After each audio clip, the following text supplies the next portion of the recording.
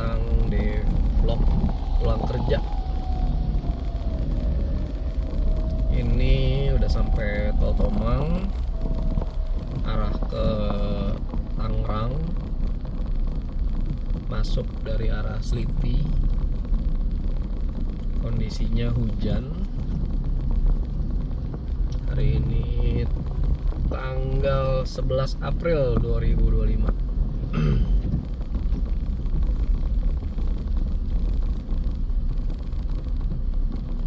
Kayak ginilah situasi Jakarta kalau hujan ya.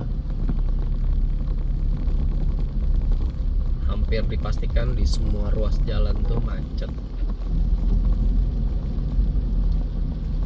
Nggak tahu kenapa, memang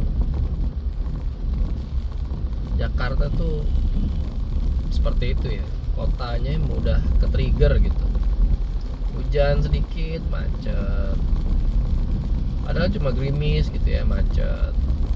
Hujan deras lebih parah lagi macetnya.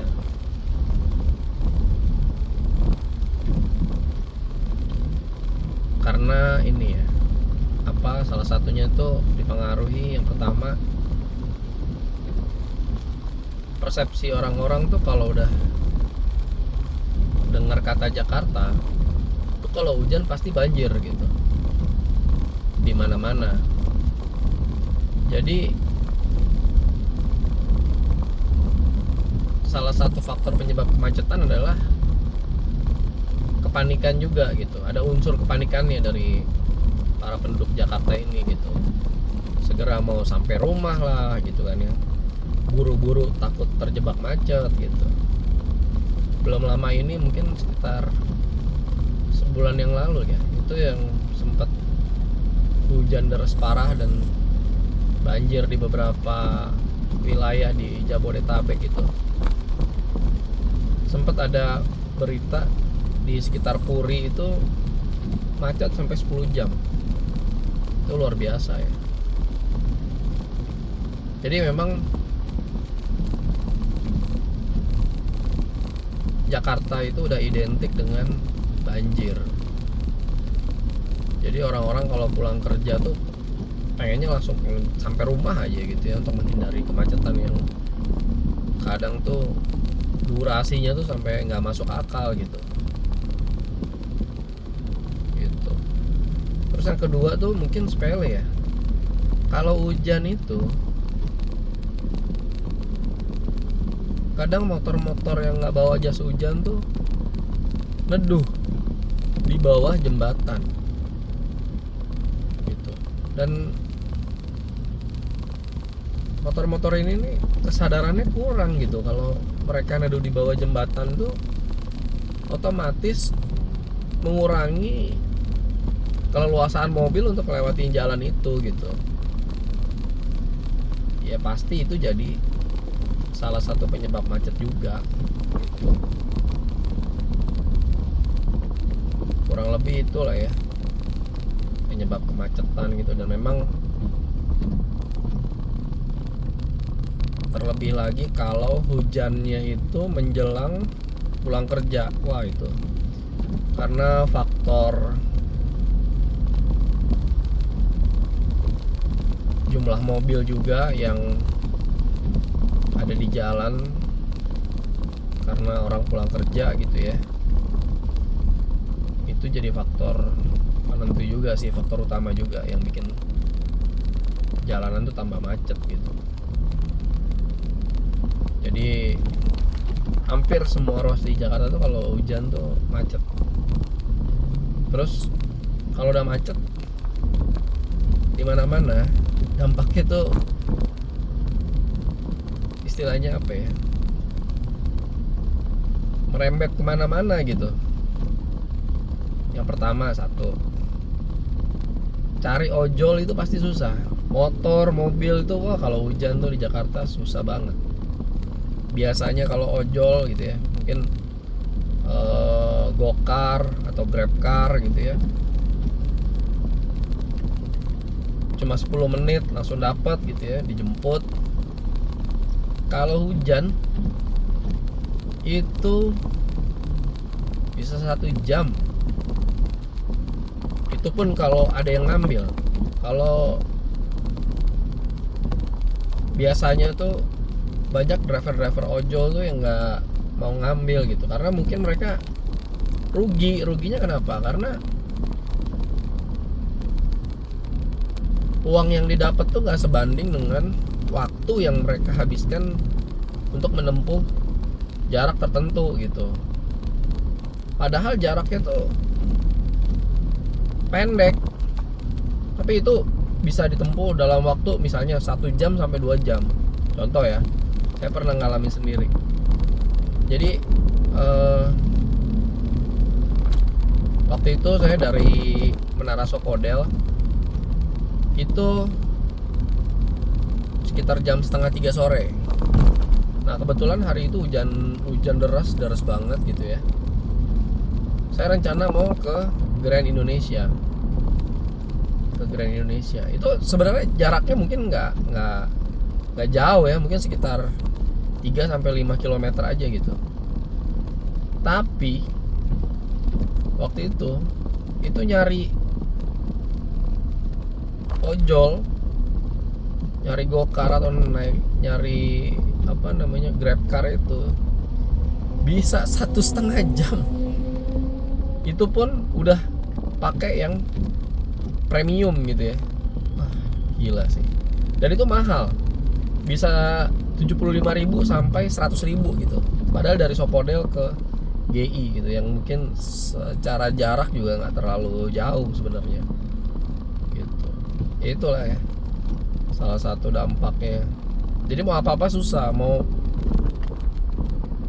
bepergian pakai kendaraan sendiri juga macet.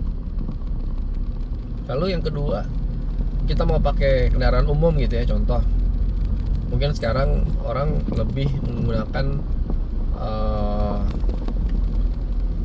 ojek online gitu ya, atau taksi gitu, itu juga jadinya mahal gitu. Dan juga kalau bicara oke, mas mendingan naik taksi aja.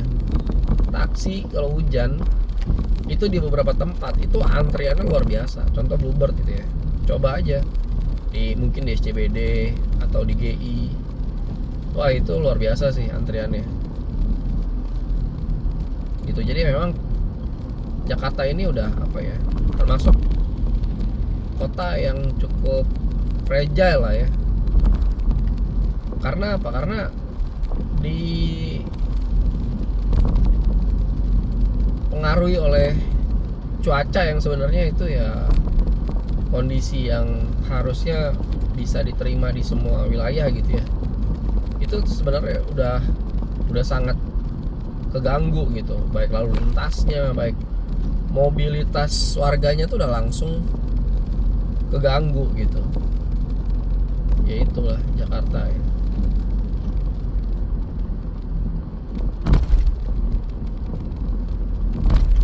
Makanya para karyawan atau pekerja-pekerja yang kerja di Jakarta tuh kalau udah mulai hujan itu biasanya mereka udah gelisah tuh, apalagi hujannya sore ya. Aduh udah mikir, terutama karyawan yang menggunakan pengguna kendaraan umum gitu ya, contoh naik KRL, naik busway. Itu udah karyawan-karyawan yang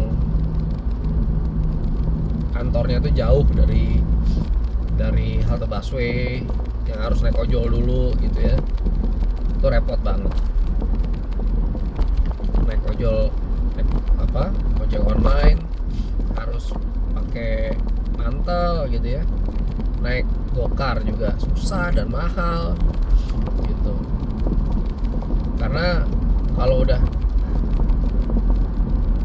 harganya itu naik misalnya di atas 100%, itu biasanya udah nggak masuk hitungannya gitu. Dan kemacetan di Jakarta ini memang luar biasa ya.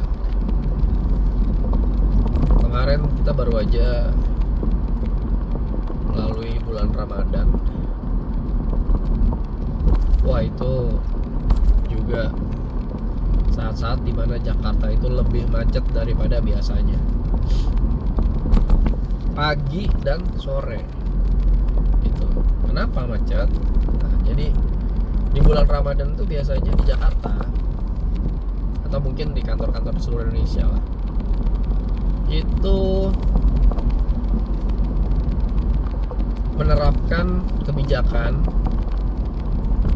masuknya tuh lebih cepat supaya bisa pulangnya lebih cepat juga gitu. Kenapa ada kebijakan itu? Karena di sini negara yang mayoritas penduduknya memeluk agama Islam. Biasanya saudara-saudara umat muslim tuh, terutama yang ibu-ibu ya, tuh perlu gitu pulang lebih dulu, lebih awal, karena sampai rumah harus mempersiapkan makanan untuk berbuka bagi keluarganya gitu. Nah, jadi bayangkan ya, misalnya nih buka puasa itu jam 6 sore lah gitu ya, atau mungkin jam setengah 6 atau jam 6 sore lah ya. Nah, ibu-ibu ini harus mempersiapkan buka puasa untuk suaminya, untuk anak-anaknya gitu ya. Atau mungkin kalau suaminya yang pulangnya agak malam, ya mungkin makanannya harus sudah siap gitu ya, tapi mungkin nggak terlalu terburu-buru. Tapi yang penting untuk anak-anaknya yang sudah di rumah gitu. Sedangkan ibunya ini kerja gitu. Nah, bayangkan, jadi kalau misalnya rumahnya seorang karyawan ini di Bekasi gitu ya, di Bekasi atau di daerah Tangerang yang masuknya di pinggiran kota Jakarta, sedangkan kerjanya itu di pusat kota Jakarta, ya itu udah bisa dihitung gitu ya. Dia misalnya nih pulang kerja jam 4 sore gitu. Dari jam 4 sore sampai rumahnya itu udah bisa dipastikan perjalanan sekitar paling cepat tuh 1,5 jam sampai 2 jam gitu. Berarti paling cepat sampai rumahnya dia itu udah jam setengah 6 gitu. Itu masih harus masak, masih harus mempersiapkan makanan, minuman, takjil gitu ya. Kadang ibu-ibu mau setiap berbuka puasa tuh, kadang ibu-ibu ya, ini apa ya, menginginkan suasana buka puasa tuh yang sempurna gitu. Ada takjilnya, ada makanan utamanya, ada makanan penutupnya gitu ya. Dan karena mungkin kadang orang berpuasa tuh kan ada juga yang porsi makannya lebih banyak gitu. Jadi pas buka puasa nih jam 6 dia makan, nanti pulang tarawih dia makan lagi gitu. Nah, itu juga harus diapit tuh ibu itu. Jadi bayangin, durasi pulang kerja jam 4 sore gitu ya, sedangkan jam 6 harus sudah siap makanannya. Nah, itu pasti ibu-ibu tuh udah, wah, di jalan tuh udah ras banget tuh. Mereka udah pasti udah pikirannya itu udah buru-buru gimana sesegera mungkin sampai di rumah gitu ya.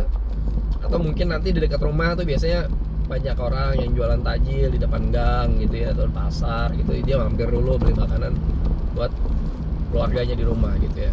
Bahkan mungkin dia mempersiapkan makanannya untuk orang tuanya juga gitu, yang mungkin yang udah lansia gitu, yang nggak mungkin mempersiapkan makanannya sendiri gitu. Jadi ya hampir seluruh masyarakat Jakarta yang kerja tuh kondisinya seperti itu pada saat bulan puasa. Jadi bisa dibayangkan kemacetan di bulan puasa itu luar biasa. Perjalanan yang biasanya bisa ditempuh 1 jam atau 1,5 jam itu bisa jadi lebih lama, setengah jam atau 1 jam malah. Bisa jadi 2 jam atau lebih. Yaitu kondisi kemacetan di Jakarta. Dan ya mungkin kita semua udah tahu ya. Kita semua udah tahu kalau penanganan kemacetan di Jakarta ini dari segi infrastrukturnya itu udah terlambat gitu ya. Udah terlambat banget gitu. Orang-orang di luar negeri gitu ya, udah banyak MRT, udah banyak LRT. Tapi mungkin di Indonesia nih MRT dan LRT itu ya barang baru gitu. Cuman ada di Jakarta lagi. Di kota-kota lain belum ada. Padahal pertumbuhan ekonomi di kota-kota lain juga pesat juga. Gitu loh, banyak perumahan-perumahan baru juga. Contohnya misalnya mungkin di Jogja, di Bandung. Gitu ya. Bandung tuh kalau nggak usah libur panjang, long weekend aja, wah, di Dago tuh, dari Dago atas sampai ke Dago bawah ya mungkin bisa 1 jaman gitu ya. Jadi ya itu harus udah mulai dipikirkan. Tapi ya mau gimana lagi, sampai di Indonesia ini kita tuh bosen banget dengar berita yang namanya korupsi gitu. Coba deh teman-teman jumlahin gitu ya, korupsi yang terbukti gitu ya, yang terjadi mungkin 1 tahun aja, 2024 gitu ya, tahun kemarin, dari Januari sampai Desember tuh berapa triliun gitu yang merugikan negara, berapa triliun. Nah, kalau misalnya anggaran itu tidak dikorupsi gitu ya, dan bisa dimanfaatkan untuk mengatasi permasalahan infrastruktur gitu ya, menambah jalan ya, sekarang misalnya duit 1T lah, walaupun harus membeli lahan ya, saya pikir tuh bisa lah ya untuk nambah sejumlah pelebaran jalan yang jumlahnya cukup signifikan gitu. Itu baru 1T gitu ya. Sedangkan jumlah korupsi itu beratus-ratus triliun gitu di Indonesia ini. Bisa buat bangun kereta lintas Sumatera, lintas Jawa udah ada ya. Ya bayangin ya, sampai ini udah tahun 2025. Di Kalimantan tuh belum ada kereta, guys.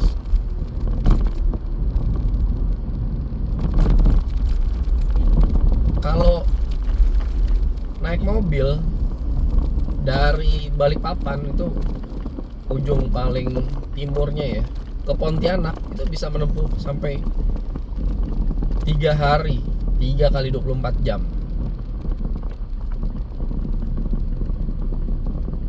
Padahal kalau dibuat lintasan kereta, mungkin waktu yang ditempuh bisa lebih singkat gitu. Dan ya saya mungkin bukan orang yang mengerti gitu ya, kompleksitas pembangunan rel kereta itu seperti apa, tapi rasa-rasanya kok lebih mudah gitu ya. Ya ini baru perkiraan ya, mohon maaf, mungkin bisa dikoreksi kalau salah. Lebih mudah membangun lintasan kereta itu di Kalimantan. Karena apa? Karena di sana nggak ada gunung berapi, nggak ada gunung, nggak ada bukit gitu. Ya mungkin daerahnya mungkin bisa berbukit-bukit gitu, tapi nggak ada pegunungan yang kayak di Jawa gini gitu loh.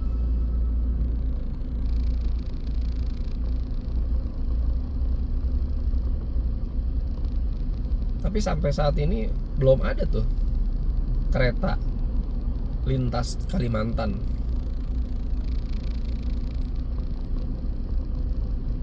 Jadi banyak orang Kalimantan yang belum pernah naik kereta. Oke, balik lagi ya, bahas kemacetan di Jakarta nih.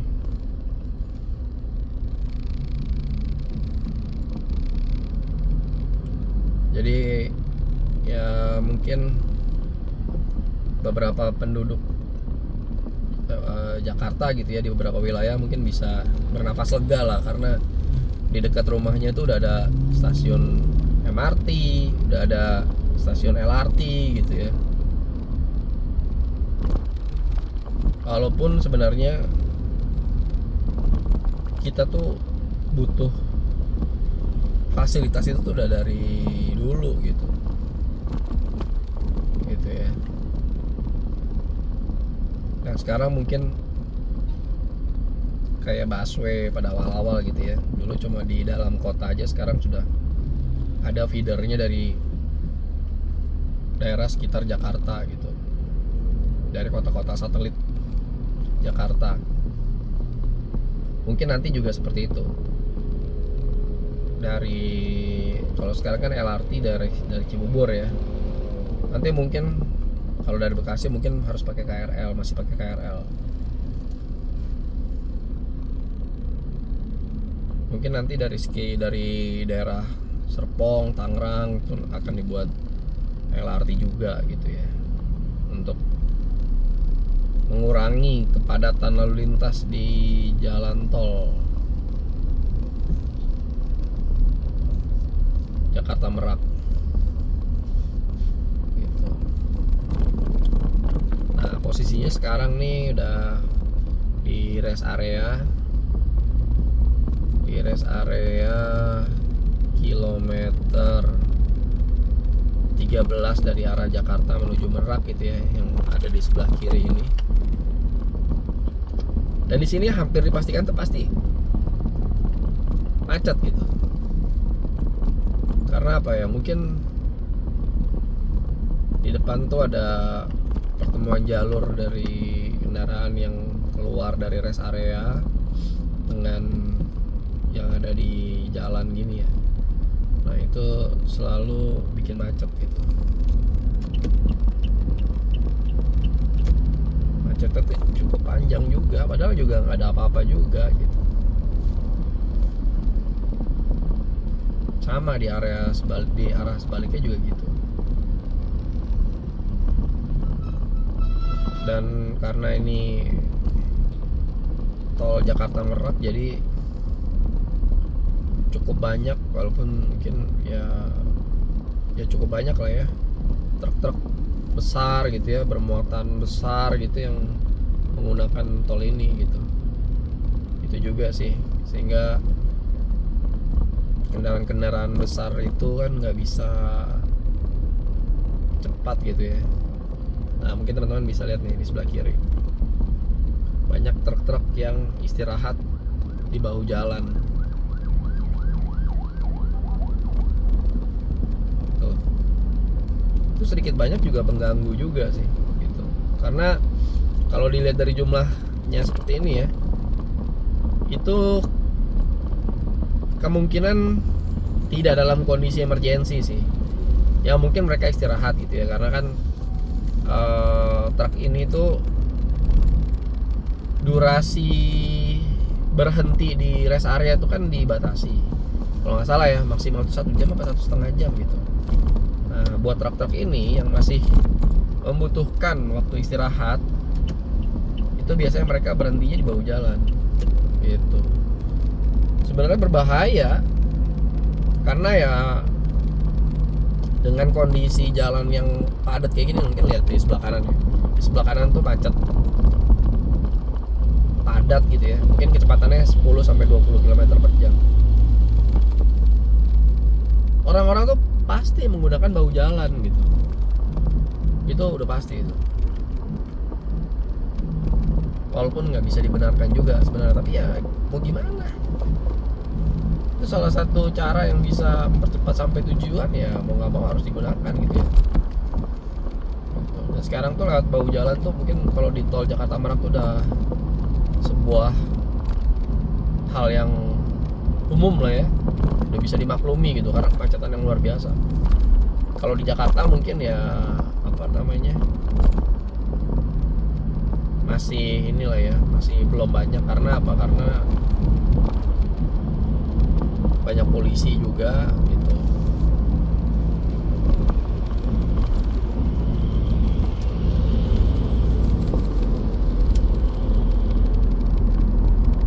Hampir di setiap pintu tol itu menjelang ada pintu tol gitu ya, kayak tadi keluar tol Lam Sutra itu pasti sebelumnya macet. Nanti di depan nih menjelang keluar pintu tol Tangerang macet lagi gitu ya. Ini mungkin karena debit kendaraan yang nggak terlalu padat gitu ya, yang masih ramai lancar lah ya. Tapi kalau kondisinya seperti yang tadi kita bahas di awal bulan puasa gitu ya, bukan awal bulan puasa ya, di bulan puasa Wah itu luar biasa. Kecepatannya cuma bisa mungkin maksimal 30 km per jam. Nah nanti sama di keluar tol Karawaci juga gitu. Di keluar tol Karawaci itu bisa lebih parah. Karena apa? Karena di dekat pintu keluar tol itu ada mall gitu. Dan mungkin saudara-saudara kita muslim, kita nih di Indonesia pasti ada budaya namanya buka bersama, ya kan. Awal-awal puasa tuh masih buka di rumah sama keluarga gitu kan ya,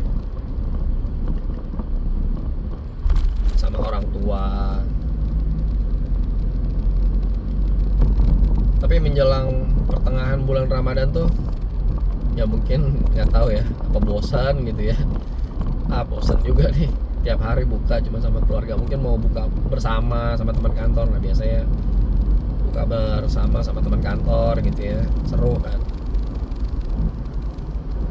Buka bersama sama ini alumni, alumni SMA, alumni kuliah, semua sama semua lah, mantan-mantan. Nah itu biasanya bukanya di mall gitu. Dan buka bersama di mall itu macetnya, antrinya itu dari jam 3 sore ya gitu. Jam 3 sore udah antri masuk mall. Dan itu berlangsung sampai malam, sampai jam 7 malam itu masih itu.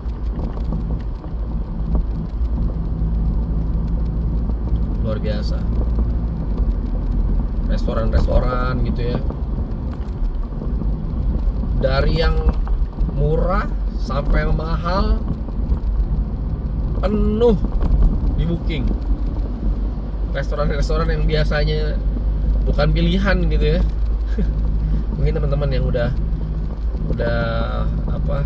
sering ke mall gitu, yang udah bosan sama restoran-restoran mainstream gitu ya, Solaria, AW, KFC. Di bulan puasa tuh restoran-restoran itu full book semua gitu ya. Luar biasa sih ya, rezeki inilah ya, rezeki Ramadan untuk semua orang.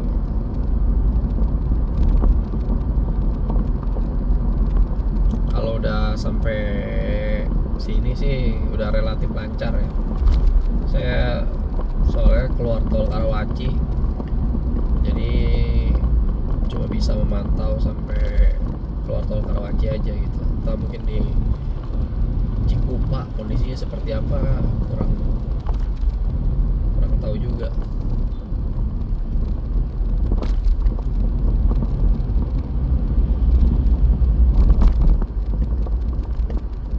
Nah tadi di Jakarta hujan, di sini nggak hujan.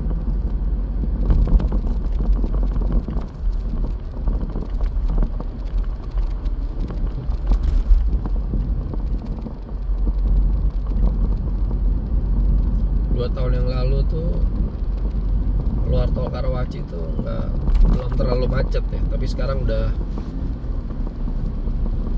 lebih padat lah. Di depan McD itu bisa macet juga gitu.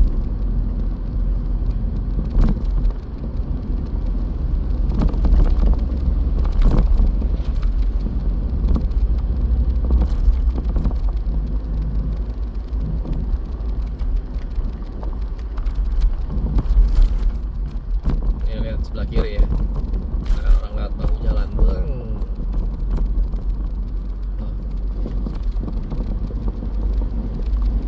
Udah hal yang umum di tol Jakarta Tangerang ini, Jakarta Merak ini, lewat bahu jalan tuh hal yang umum. Walaupun itu sebenarnya adalah salah satu hal yang saya hindari juga, tapi kalau kepaksa ya mau gimana lagi. Kita juga nggak boleh terlambat gitu ya sampai kantor. Ya mau nggak mau kadang-kadang harus menggunakan bahu jalan juga.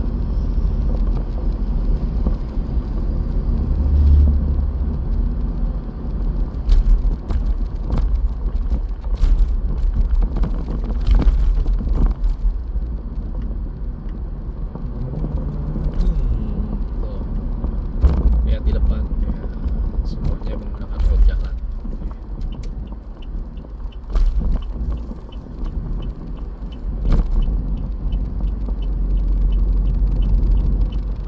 Dia menggunakan baut jalan, habis itu ambil kanan lagi. Luar biasa.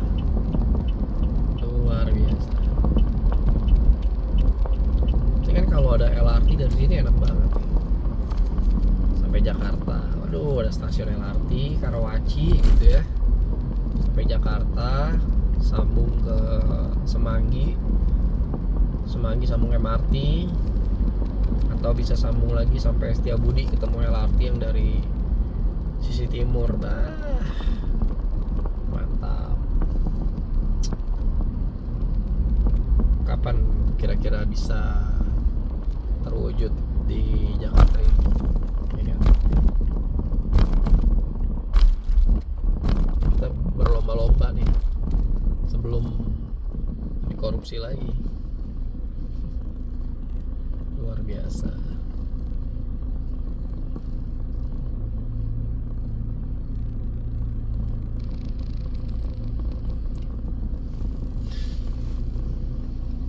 Dan tol Jakarta Tangerang ini ya, Jakarta Merak ini termasuk yang tarifnya masih murah. Tuh lihat, 8.500. Itu murah.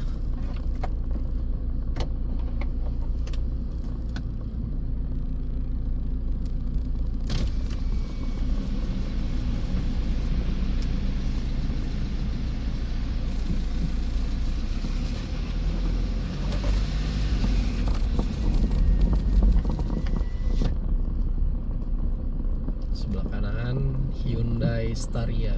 Oke, keren guys, futuristik, gede banget gitu ya, gede dan tinggi. Hyundai ini keren.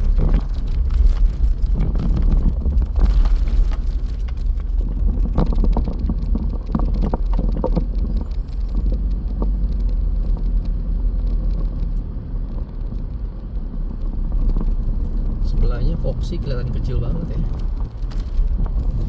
bandingin Staria. Shape-nya tuh nggak kotak gitu Staria tuh, nggak kayak Alphard.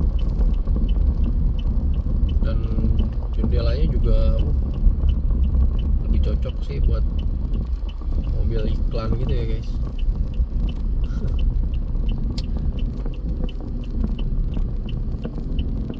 Nih ya, lihat keluar tol Karawaci menuju Lipo Village, Lipo Central, atau menuju Binong. Nah,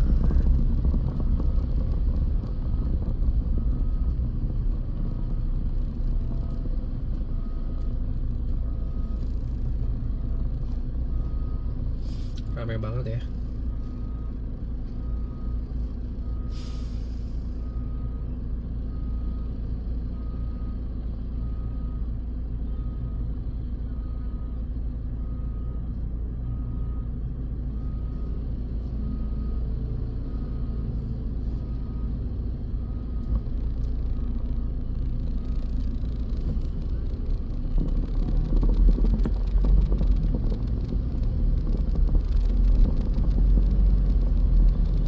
Tuh dekor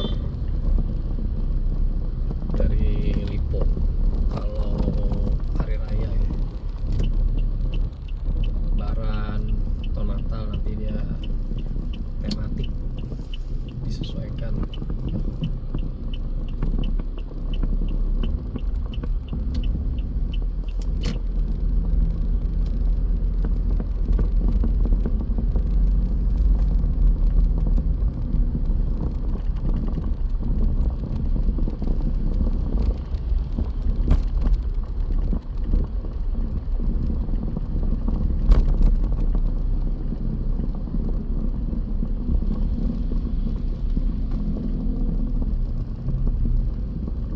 Lihat jalur sebelah kanan, udah nggak bulan puasa. Sebelahnya itu Mall Lipo Karawaci, Lipo Supermall, padat lalu lintasnya.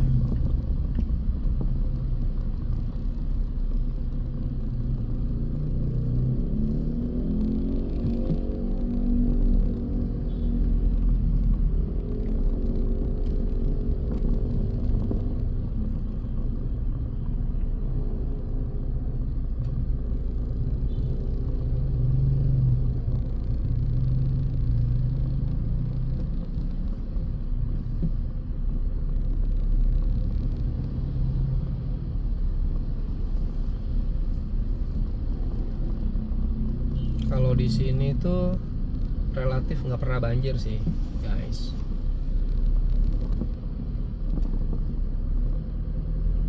Saya tinggal di sini tuh dari 2012 dulu.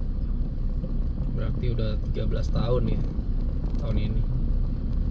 Itu belum pernah sekalipun di sini tuh banjir gitu ya, sampai tergenang gitu ya. Itu belum pernah. Memang di sini resapannya masih bagus sih, karena mungkin teman-teman bisa lihat sendiri gitu ya, dan mungkin sebagian dari teman-teman tahu gitu ya, daerah sini tuh memang di apa ya, daerah resapannya itu di beberapa wilayah tuh masih dipertahankan oleh LIPO gitu ya. Masih banyak pohon, masih banyak lahan kosong gitu untuk resapan. Di sebelah kanan nih ada ya mungkin semacam apa ya, hutan kecil gitu ya.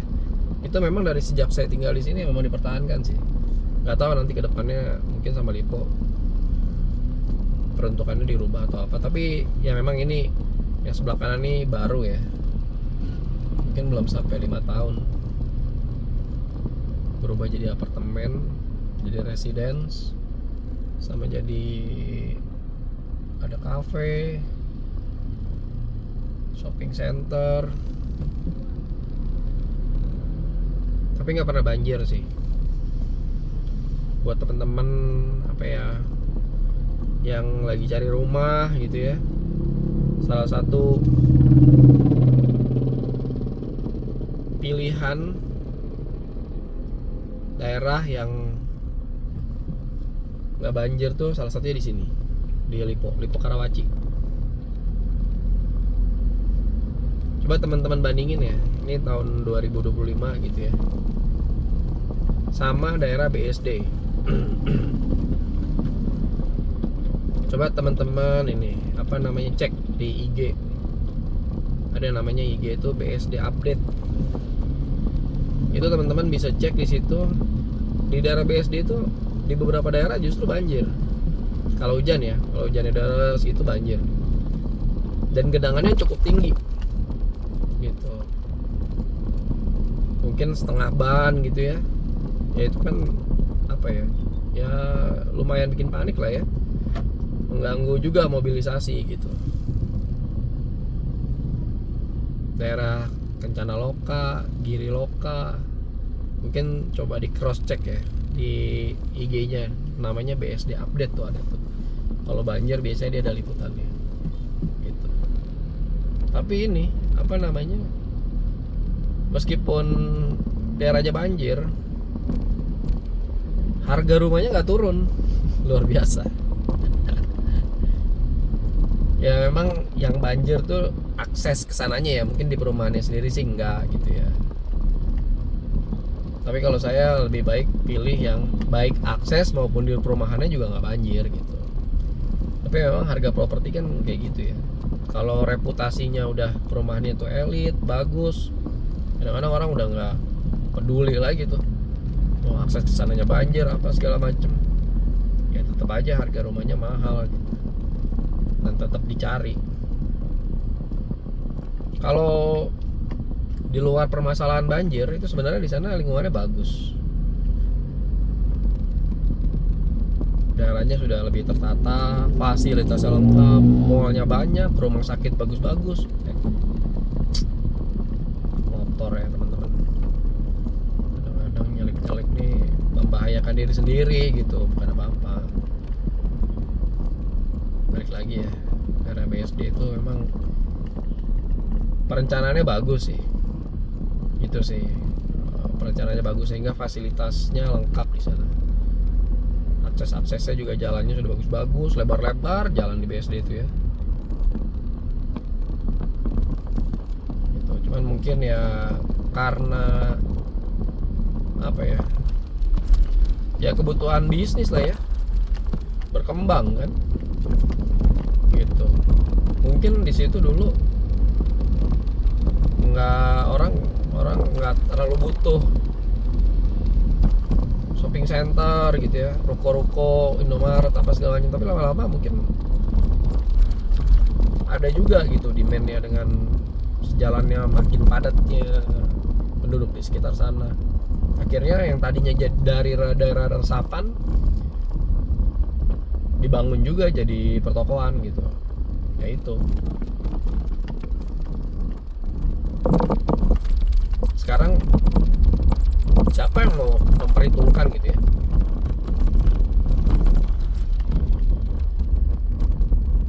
Durasi atau kemampuan drainase itu menampung air gitu ya, yang mungkin dalam 1 jam itu bisa beribu-ribu bahkan berjuta-juta kubik gitu ya,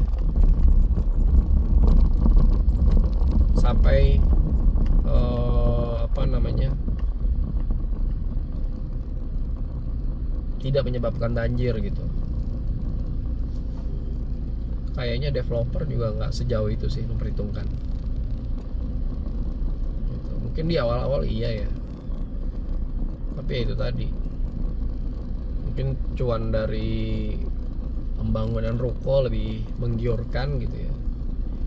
Dan ya udahlah, karena mungkin banjirnya juga nggak lama, nggak cepat surut lah istilahnya gitu kan. Ya udah, appetite-nya diambil aja, bangun aja ruko gitu kan.